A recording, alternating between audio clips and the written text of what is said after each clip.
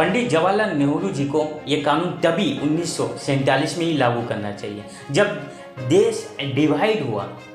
तब आप क्या सोच सकते हैं, जो पाकिस्तान में हिंदू थे उनको मुस्लिम लोग मार मार के भगा रहे थे। ना वो पाकिस्तान का हो पाए क्योंकि वो हिंदू थे, उनको वहाँ का मुस्लिम लोग बोले कि आपको मुस्लिम धर्म ग्रहण करना होगा या तो इंडिया चले जाओ, और इंडिया का लोग उनको नागरिकता दे नहीं दें क्योंकि कहते हैं कि तुम पाकिस्तान का हो। आखिर ये सीएए कानून क्या है और क्या कारण है कि पूरे भारतवर्ष में ये नागरिक संशोधन बिल के कारण पूरा बवाल मचा हुआ है। ये कानून भारत के संसद में 2019 में लागू कर दिया गया था, लेकिन इस कानून को 2024 के 11 मार्च को एक अधिसूचना के द्वारा पूरे भारतवर्ष में लागू कर दिया गया।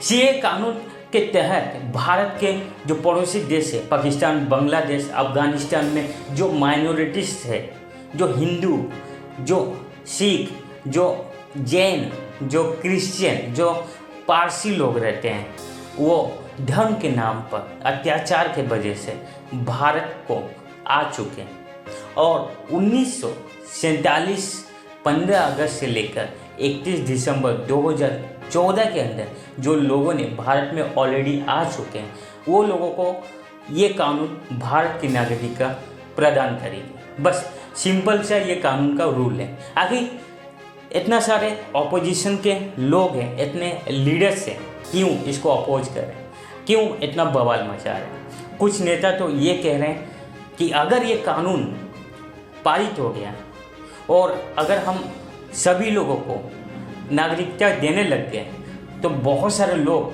बांग्लादेश से, अफगानिस्तान, पाकिस्तान से आ जाएंगे। उनको खाना कौन देगा, उनको जॉब कौन देगा, उनको रहने के लिए घर कौन देगा। कुछ लोगों तो ये कह रहे हैं कि मुस्लिम लोगों को क्यों नहीं, क्यों सिर्फ हिंदू, जैन, सिख, पारसी, क्रिश्चियन लोगों को।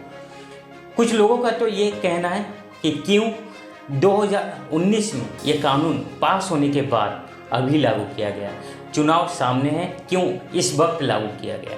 वहीं बीजेपी सरकार, रूलिंग पार्टी ये कहना है कि उनका कि ये बिल, ये कानून किसी का भी नागरिकता छीनने का नहीं है, नागरिकता देने के लिए है।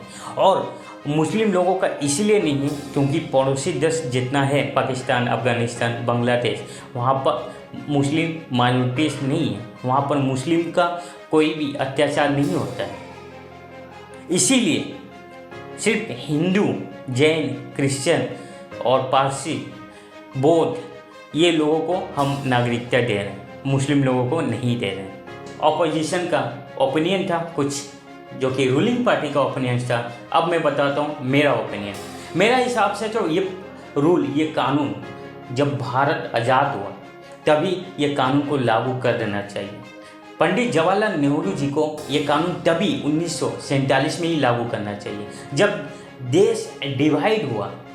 तब आप क्या सोच सकते हैं, जो पाकिस्तान में हिंदू थे उनको मुस्लिम लोग मार मार के भगा रहे थे। ना वो पाकिस्तान का हो पाए क्योंकि वो हिंदू थे, उनको वहाँ का मुस्लिम लोग बोले कि आपको मुस्लिम धर्म ग्रहण करना होगा या तो इंडिया चले जाओ, और इंडिया का लोग उनको नागरिकता दे नहीं दें क्योंकि कहते हैं कि तुम पाकिस्तान का हो। सेम टू सेम बांग्लादेश के लोगों के साथ भी वही हुआ। तो मेरे हिसाब से बीजेपी सरकार या मोदी सरकार ये कानून को 2024 में लागू किया, लेकिन मेरे हिसाब से 1947 को ही ये कानून लागू हो जाना चाहिए। कुछ लोग जो कहते हैं कि मुस्लिम लोगों को क्यों नागरिकता नहीं दी जाएगी, क्यों हिंदू, जैन, क्रिश्चियन को ही दिया जाएगा। इसीलिए क्योंकि जब देश आज़ाद हुआ था तब देश 2 भागों में भाग हो गया था।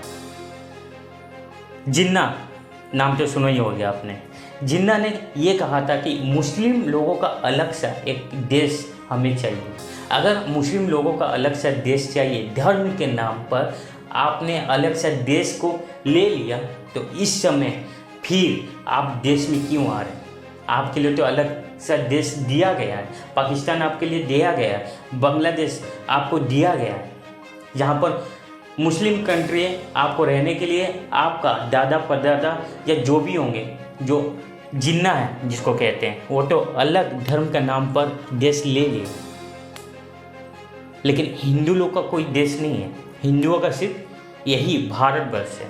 तो हिंदू जाएंगे तो कहाँ जाएंगे? भारत में अगर नहीं आएंगे तो कहाँ जाएंगे? इसलिए मुस्लिम लोगों को नागरिकता नहीं दिया जा रहा है। ये साफ साफ बात है, क्योंकि आप लोगों को ऑलरेडी एक देश जो है दे दिया गया है। कुछ लोगों का कहना ये है कि अगर नागरिकता हम देंगे तो वो लोगों को खाने के लिए कौन देगा, रहने के लिए कौन देगा, घर कौन देगा, जॉब कौन देगा?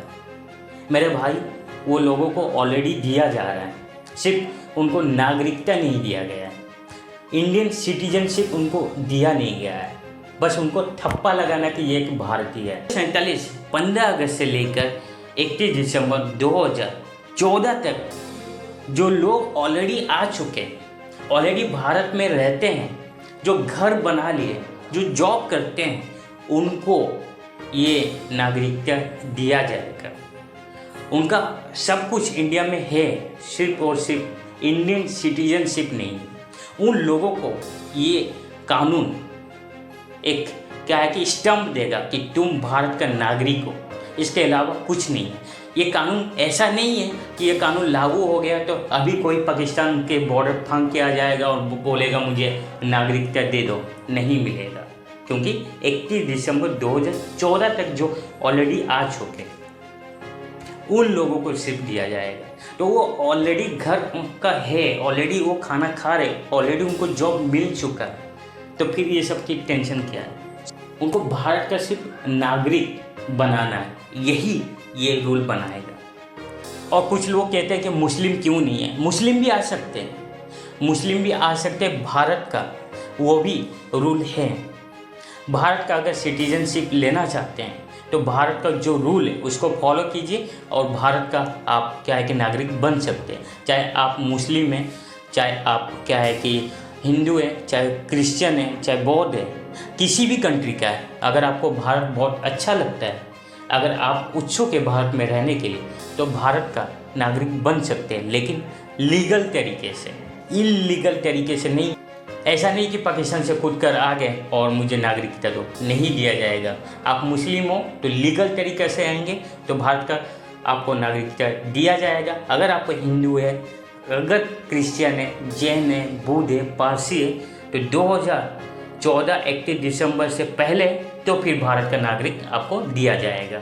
कुछ लोगों का कहना है कि ये कानून एनआरसी का एक पार्ट है, लेकिन भारत सरकार कहता है कि ऐसा नहीं है, लेकिन ये है।